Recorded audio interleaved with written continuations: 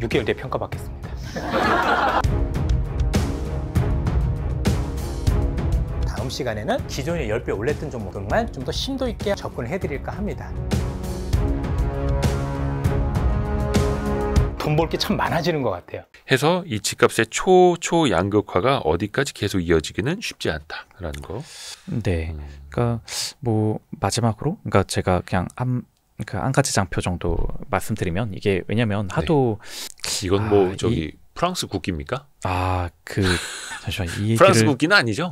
이 얘기를 하기 이상한 말이면 그냥 커트해 주시고 그냥 한번 밑밥 가는 정도로 이 얘기 한번 해볼게요. 아닌데요. 그러니까, 편집 안 할 건데요. 아 그래요?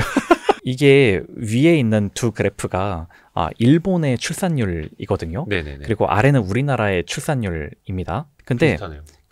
우리나라는 그냥 뭐 쭉 이제 60년대 이후로 출산율이 계속 내려왔는데 일본의 그래프를 보면 한 가지 특이점이 1966년에 출산율이 갑자기 훅 떨어진 부분이 보이실 겁니다. 그 표시 좀 해주시겠어요? 예, 요 부분, 거기, 예. 1966년이거든요. 이게 조출생률로 봐도 그냥 출산율로 봐도 여기가 이제 훅 떨어지거든요. 근데 참고로 우리도 1988년 올림픽 이후에 상당히 경제 호황이 이어졌듯이 일본도 동경올림픽이 1964년에 있었고 그래서 60년대 일본 경제는 뭐 이자나기 경제라고 해서 굉장히 호황을 구가하던 시절입니다. 그러니까 저 때가 뭐 특별히 뭐 어려워서 뭐 애를 안 낳았다 그런 건 절대로 아닙니다. 경제가 호황이던 시절이고요. 왜 그랬을까요? 그런데 이게 훅 떨어지죠. 그러니까 이런 거를 만약에 현지 가서 물어보지 않으면 이렇게 경제학이나 과학적 시각으로는 도저히 이해가 안 되는 일인데 이때가 1966년이 육식갑자로 병오년이거든요.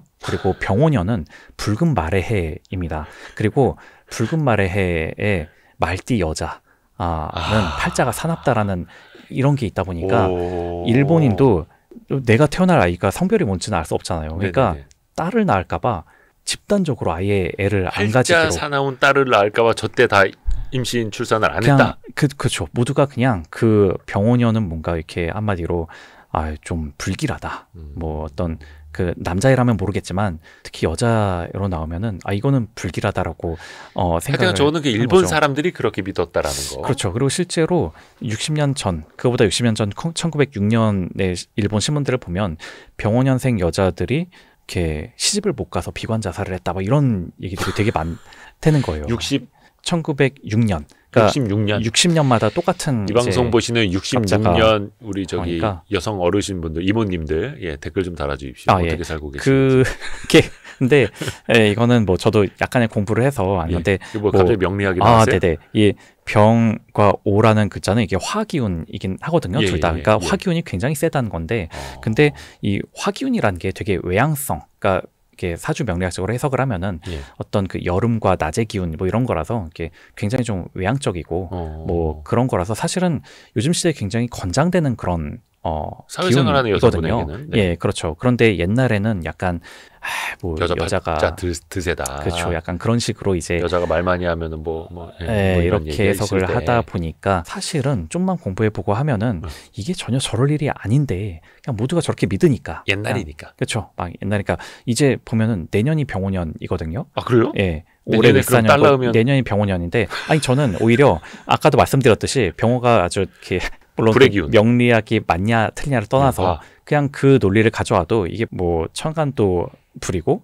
뭐 지지도 불이고 해서 2026년이랍니다. 그렇죠. 이제 올해 임신 계획 있으신 분들은 배문성 이사님께. 그래서 저라면 이게 요즘 같은 시기에는 외향성이나 이런 게 굉장히 좋은 가치니까. 그렇죠. 내가 나이만 어렸어도 내년 같은 때 참 뭐 아들이건 딸이건 난 오히려 병원형 같은 때 아이를 낳고 싶다 뭐 이런 입장인데 그런데 옛날 사람들은 여자는 그러면 안 돼. 약간 뭐 그런 미신. 그렇죠. 약간 뭐 나쁘게 말하면 미신. 그러니까 사실 저 명리학도 어떻게 보면 되게 이제 빅데이터더라고요. 근데 결국은 어떻게 해석하느냐의 차이더라고요. 그러니까 맞습니다. 또 시대에 따라서 해석도 완전히 좀 달라지는 거고요. 그런 얘기를 한 그 이유가 저는 주위에 민주당이 될 것 같아서 집을 샀다라고 하는 분들이 너무 많아요. 그러니까 대중이 그렇게 믿으면 이거는 뭐 아무리 이 경제학 뭐 이 매크로로 봤을 때 그거 아니야라고 설명해봤자 군중 심리학 막 피그말리온 효과, 자기 실현적 예언 막 이런 게 사실 그래서 있는 거잖아요. 그렇죠. 저렇게 그냥 병원연은 안 좋아라고 믿으면 저렇게까지도 행동하는 게 군중인데 지금 뭐 야 민주당 되면 폭등이야라고들 믿고 달려가는 이 심리 지금은 이게 굉장히 좀 팽배해 있는 상황이거든요. 근데 사실 우리가 아까도 이게 미신인지 뭔지 이게 뭐 알 수 없듯이 사실 민주당 집권은 지금 두 번의 사례인데, 그러니까 두 번의 사례를 그러니까 사실 우리가 뭐 대통령제가 뭐 이제 굉장히 미국처럼 오래된 나라도 아니고 이제 민주당 집권기 두 번에 이제 그랬다라는 걸로 이제 너무 귀납적으로 이제 딱 두 번 그랬는데 두 번 그랬는데 예. 세 번째에도 그럴 거다라고 너무들 그 이제 두 번의 임팩트가 너무 커가지고 그렇죠. 두 번의 임팩트가 예. 사실은 너무 크기는 했죠. 예. 근데 그 부분을 저는 좀 매크로 부분으로 좀 짚고 넘어가고 싶은데 이거는 어떻게 해석을 해야 돼요? 네. 붉은색으로 칠해진 부분이 이제 서울 수도권 부동산 강세장이었던 시기고 예. 파란색은 약세장이었던 시기거든요. 네. 근데 공교롭게도 요 붉은색 요 부분이 노무현 정부 시기고 요때가 이제 문재인 정부 시기입니다. 그리고 요 파란색이 이명박 정부 시기거든요. 예. 근데 뭐 지나치게 단순화한 그런 모델이긴 한데 이 당시에 이제 분기별 GDP 성장률과 당시 기준금리를 보면 이 노무현 정부 때 요때와 또 문재인 정부 때 요때 보면은 GDP 성장률이 기준금리보다 훨씬 위에 이렇게들 있습니다. 아하. 그러면 이 의미는 뭐냐면 대체로 예금금리가 기준금리랑 비슷하게 동행을 하거든요. 예.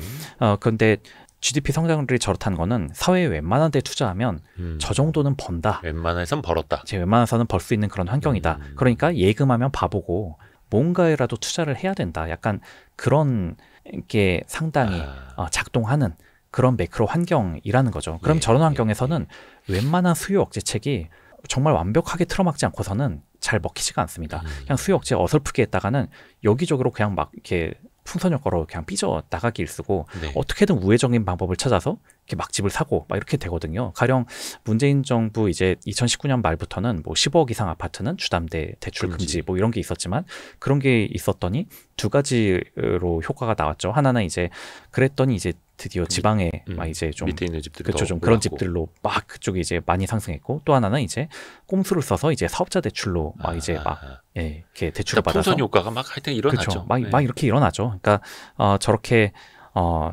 GDP 성장률이 기준금리보다 저렇게 높은 상황에서는 네. 수요 억제책이 참 이렇게 잘 그러니까 정말 타이트하게 관리하지 않으면 뭔가 예외 없어 이러면서 막 이렇게 하지 않고서는 이 유동성의 힘이 자꾸만 이렇게 막 뭔가를 하려고들 이렇게 뛰쳐나간다는 거고 반면에 요 이명박 정부 시기에 요 시기를 보면은 뭐 요때 상승률은 좀 워낙 이 금융위기 때 마이너스에 대한 이제 기저효과니까 이건 좀 약간 오버가 된 거고 이렇게 기준금리가 이렇게 GDP 성장률보다 높은 수준 그러니까 상당히 좀 제약적인 환경 이었던 금융 거죠. 환경이 예, 이런 환경에서는 수요 억제책이 좀 잘 먹히고 예, 사람들이 좀 웬만해서 움츠러들어서 예금 금리보다 더 좋은 투자처 찾기도 좀 여기저기 좀 쉽지 않고 이런 환경이라는 거죠. 그러니까 그럼, MB 정부 때는 이제 기억을 더듬어 보면은 2008년 금융위기 때 급반등을 뭔가 하기는 했습니다만 그 직후에도 물론 이제 증시는 좋다가 뭐 그리스 재정위기네 뭐 유럽 재정위기네 하면서 대외 경제도 좀 불안했었고 네. 근데 문재인 정부 때는 우리만 돈을 푼 게 아니라 전 세계적으로 유동성이 엄청 풀리면서 전 세계적으로 저때 집값 다 많이 올랐잖아요. 네, 그렇죠. 네. 그런 측면도 있었고. 그렇죠. 그래서 그러면 자네 말대로 하면 지금은 이게 기준금리보다 성장률이 낮은데 지금 왜 이러냐라고 하면은 지금 집값은 왜 오르냐. 그렇죠. 근데 이게 또 지역에 계시는 분하고 서울에 계시는 분하고 체감이 완전 다를 것 맞습니다. 같아요. 지금은 그러니까 결국은 이런 시기에는 정부가 어떤 부양책을 막 써야만 이제 좀 이렇게 온기가 돌릴 수 있는 시장인데 그래서 지금 엄청난 게 이렇게 이쪽으로 자금이 갈 수 있도록 지금 했는데 그마저도 효과가 약간 서울 상급지로만 가고 이게 전반적으로 흐르지가 않지 않습니까? 네. 그러니까 지금은 어찌 보면은 이게 지나친 부양책 너무 이쪽으로 쏠리는 것만 좀 이렇게 틀어주고 좀 물기를 돌려도 그렇죠. 수요 억제책을 쓰고 하면은 이게 어느 정도 좀 먹힐 수 있는 시기라는 거죠. 그러니까 서울은 좀 누르고 지방은 좀 풀어주고. 그렇죠. 약간 좀 이원화를 하는. 그러니까 지금 이전 정부는 너무 그 이원화를 안 했는데 안 해왔는데 앞으로는 좀 그런 이원화가 벌어지지 않을까 싶긴 하고 바로 이런 그래서 이제 수요 억제책이 먹힌다라는 사례가 바로 토호제를 풀었다가 다시 재지정했더니 그냥 이제 거래량이 훅 이제 다시 빠지는 식으로 토호제 같은 거를 했을 때 이게 지금 먹히는 상황이거든요. 물론 지금 과거의 학습 효과로 인해서 뭐 풍선 효과가 어쩌네, 뭐가 있을 거네, 뭐 부작용이 어쩌고 하지만 이런 제약적인 상황에서는 웬만해서는 수요 억제책이 그래도 좀 더 먹히고 풍선 효과가 되게 제한적이다라고 이렇게 봐야 될 것 같습니다. 여기서 반론 하나. 네네네. 예. 왜냐면 이제 댓글이 그렇게 또 달릴 그렇죠. 수도 있을 것 네. 같아가지고 토지거래가 이제 재지정하고 더 확대 재지정을 하면서 거래량은 줄었지만 가격은 또 계속 오르지 않느냐? 토지거래 허가제에 묶어놓는다고 그러면 집값이 잡히느냐?